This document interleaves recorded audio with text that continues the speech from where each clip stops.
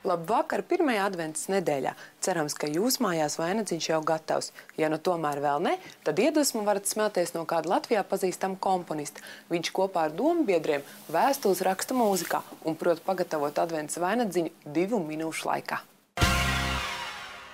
Melnbalti klavieru taustiņi, neuzbāzīgs bungu pulss un stāsts par vienu dienu dzīvē ir komponista Raimonda Tigula jaunākais veikums – mūzikas disks Vēstules Ziemassvētkos. Prezentācijas pasākumā noskaidrojām, ka vēstules rakstīšana ir vesels process. Tu sevi atstāji, ja? Tu atstāji savu rokas nospiedumu, savu varbūt pat smaržu. Bet vai ir arī kāds īpašs vēstules sūtītājs? Visvairāk es gaidu no saviem mīļākajiem, tuvākajiem cilvēkiem. Noteikti gribētu saņemt, jo tad es saņemtu kaut ko personisku. Bet no kā? Pateikt grūti. No Salaveča noteikti gribētu saņemt vēstuli. No Labzemes. Tikmēr komponists labprāt raksta vēstules ar mūziku un tērpjas siltā jakā. Raimonds iesaka arī izveidot ātro Ziemassvētku vainadziņa versiju. Lūk recepti. Mēs viņu vienkārši kārtojam tādā secībā ap šķīvi. Tas būs vienkārši, ko teiksim, uz galda var novietot. Šis ir lielisks risinājums steidzīgajiem. Man personīgi tik daudz pacietības nav. Un šāds risinājums man liekas ļoti vienkāršs, skaists. Nu ko, laiks ķerties pie darba.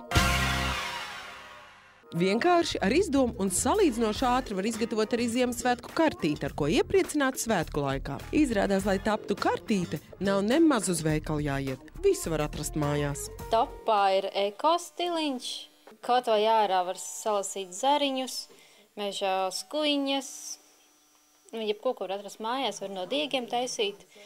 Veciem diegiem, vecām lupatiņām. Un tad jāliek lietā fantāzija. Mežģīņotas lentītes, barakāli raksti, filts košās krāsās, robi un zobi, ko var izveidot ar šķērēm, garšvielu kaudzes un pat tēja. To visu var likt uz kartītes. Mūsu atklājums – maisiņš, kas top no lentītes un kur var pildīt ar smaržīgu tēju vai garšvielām un ir lielisks kartītes papildinājums. Līmējiet, zīmējiet, šķērējiet un veidojiet, jo pašu roku darbs šajos Ziemassvētkos tiks novērtēts dubultā. Šis laiks ir īsta svētība visiem tiem ļaudīm, kuru dienasčā barība ir laba lasāmviela. Mums patiešām ļoti liels prieks, ka Rīgā gandrīz katru mēnesi atveras jaunas, stilīgas grāmatnīcas. Grāmatu muguriņi saspiedušās cieši kopā. Asketisks interjers un miermīlīga atmosfēra valda Satorī grāmatnīcā lasītavā Lačplēšielā.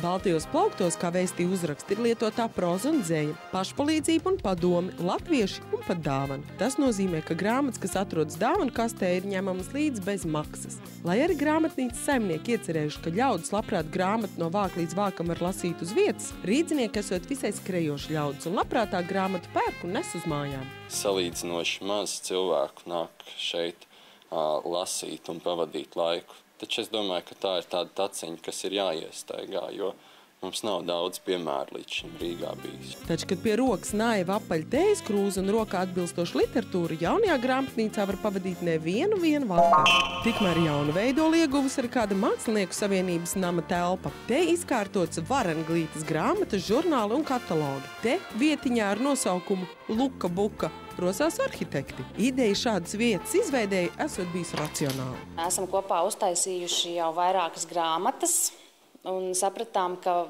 ir vajadzīga vieta, kur tās grāmatas arī pārdot. Cilvēkiem, kas strādā radošajās industrijās un radošās nodarbēs, viņiem ļoti patīk apmeklēt specializētos veikalus, un Rīgā tāda līdz šim nebija. Te lasāmas un skatāmas lietas ir gan lieliem, gan maziem, jo blakus smalkiem arhitektūras izdevumiem ir košas un oriģināls bērnu grāmatas un Latvijā radīti dizaina aksesuāri, no kuriem stilīgākais ir metāliski košais eglītes rotājums. Tā viņš šķiet, ka šeit iemājojusi pasaules elpa un atrodam arī aktuālākie pašmāju izdevumi.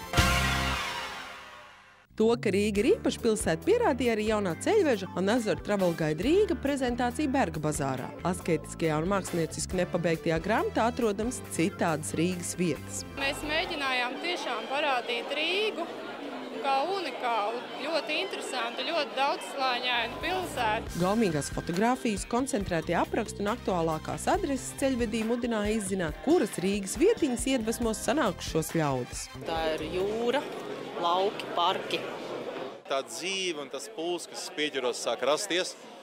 Un, protams, simfoņetas jaunā koncerta zāle, kur būs arī rādiokoris, un man liekas, ka tā būs tāda ļoti, ļoti interesanta vide nākamā. Te strādnieku rajoni, ūdens torņi man šausmīgi patīk, tie, kas Matīs ielā, kas Alises ielā, un tāpat ir sūkņu stacija Maskavas ielā, un tāda, kur ir dzelži kaut kādi iekšā. Tagad pēdējā laikā, ka viss tik milzīgi tiek nolaizīts un nopulēts, pat patīk kaut kas tāds, kas ir nedaudz aplups un tāds ar zinām patīnu. Mēs arī stāvam šeit, jo te ir Berga bazārs, te ir tas Slow Food zemnieku tirgus, kuras esmu katru otro nedēļu. Te arī man ir trenažieru zāle šeit, tāpēc šī tā vieta, kur man patīk visvairāk. Īstums un latvisks gruntīgums šobrīd ir stila zenītā, tāpēc jo īpaši jaudīgi to ir meklēt kaut kur nostāk no iemītajām Rīgas takām. Vairāk informācijas mūsu mājaslapā. Ar jaunām ziņām tiksimies atkal pēc nedēļas. Atā!